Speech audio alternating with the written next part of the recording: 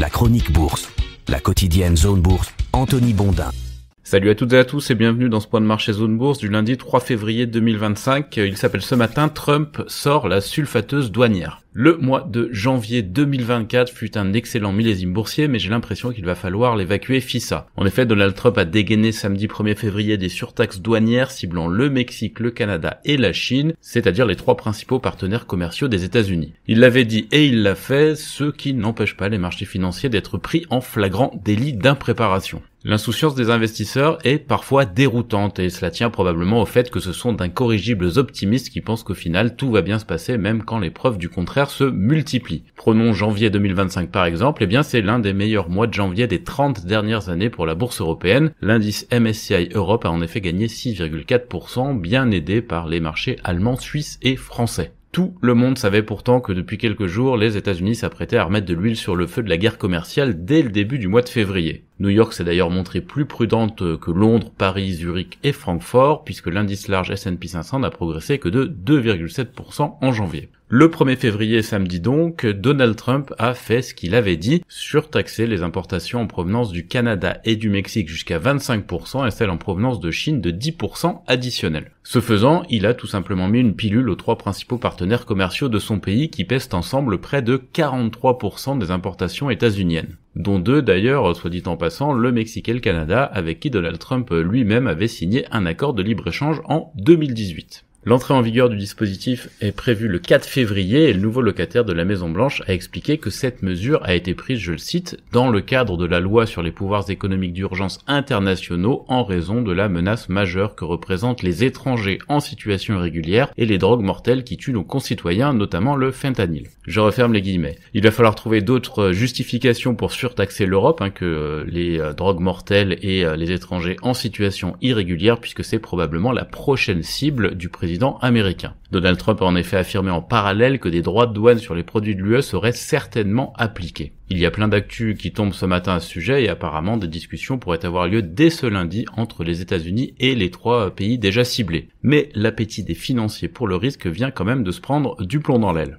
Et oui, parce que ces annonces ont provoqué pas mal de remous sur les marchés, même s'il est difficile d'affirmer qu'elles prennent quiconque par surprise. Toute l'Asie est rouge ce matin, sans mauvais jeu de mots tout droit sorti de la guerre froide. Le Japon, même s'il n'est menacé par aucune sanction douanière directe, est une victime collatérale évidente puisque son économie est largement tournée vers l'export. Le Nikkei 225 perd ainsi près de 3% ce matin. Du côté de la Corée du Sud, pour les mêmes raisons, on chute également d'environ 2,5%. Taïwan, pour sa part, plonge de 4% après plusieurs jours fériés. Le marché là-bas est frappé à rebours par l'onde de choc DeepSeek qui pourrait entraîner une demande plus modérée pour les puces de la star locale TSMC. TSMC, c'est à la bourse de Taipei ce que Novo Nordisk est à celle de Copenhague. L'Australie et l'Inde sont également dans le rouge ce matin. Quant à la Chine continentale, elle est toujours fermée pour la semaine fériée du Nouvel An lunaire. Hong Kong a rouvert en baisse de 1%. La reprise est prévue mercredi à Shanghai.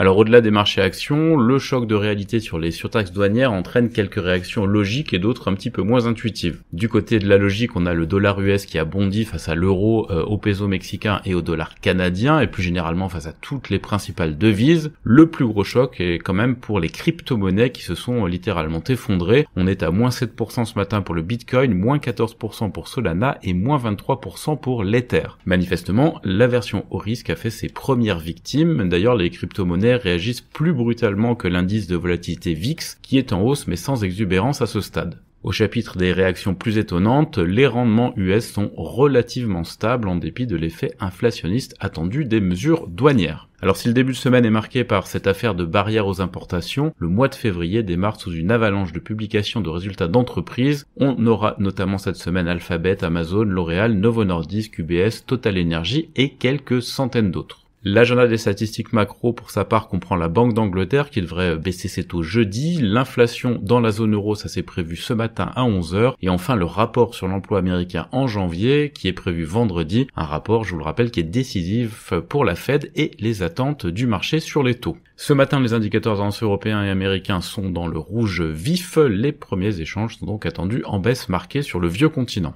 Dans le volet actu des sociétés, sur le marché français d'abord, les immatriculations de voitures neuves ont baissé de 6,2% en janvier en France selon la PFA. Sanofi a annoncé le rachat de 2,3% de ses propres actions à L'Oréal à 101,50 € pièce en vue de les annuler. La famille brésilienne Moreira Salles, déjà propriétaire de 28,8% du capital de Verallia, envisagerait de racheter le groupe, selon Bloomberg. Getlink rachète 2 sociétés spécialisées dans les services de douane. OVH a émis 500 millions d'euros d'obligations 2031 à 4,75%. On a aussi des actus du côté des small caps comme Median Technologies, Instalux, Eagle Football ou encore Jessie. Les principales publications du jour à Paris, Rougier, Aquila, Emova, Lama Group, Cafom ou encore Eurasia. Ailleurs en Europe, l'Union européenne va rendre Temu, la filiale de PDD Holding, Shein et Amazon responsables des produits dangereux qui seront vendus sur ces plateformes selon les infos du FT. Unicredit est décidément partout en ce moment, à 4,1% du capital de Generali par exemple, c'est une annonce qui a eu lieu au cours du week-end. Julius Baer a annoncé un bénéfice net de 1,12 milliard de dollars pour 2024. Selon les infos de Bloomberg, Unilever est en train d'évaluer toutes les options, y compris une cotation à New York pour ses activités dans le domaine des glaces. AstraZeneca pour sa part a renoncé à une usine au Royaume-Uni et blâme le manque de soutien public.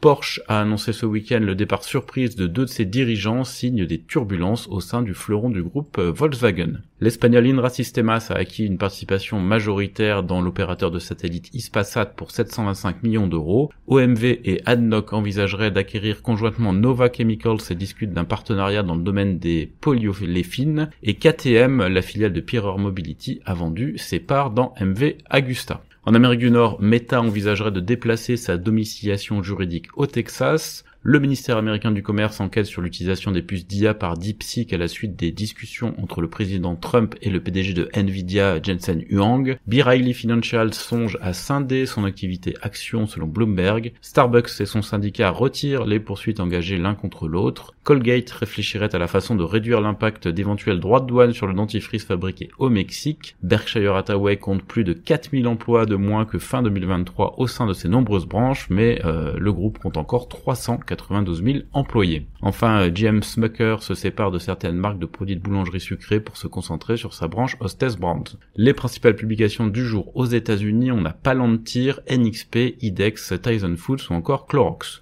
Dans le reste du monde, les ventes de Toyota en Chine ont chuté de 7% en 2024. Ça entraîne les actions du groupe automobile en baisse de 5% ce matin, à côté évidemment des tarifs douaniers qui vont être imposés. BYD annonce une hausse de ses ventes de véhicules en janvier. SoftBank et OpenAI vont créer une coentreprise au Japon pour fournir des services d'IA aux entreprises. Vedanta et Kayens ont publié leurs bénéfices du T3 fiscal. Et sur l'agenda des publis du côté de l'Asie-Pacifique ce matin, on a Mitsubishi, Oya Corporation ou encore Vodacom. Voilà, c'est terminé pour ce premier point de marché de la semaine. Excellente journée à toutes et à tous.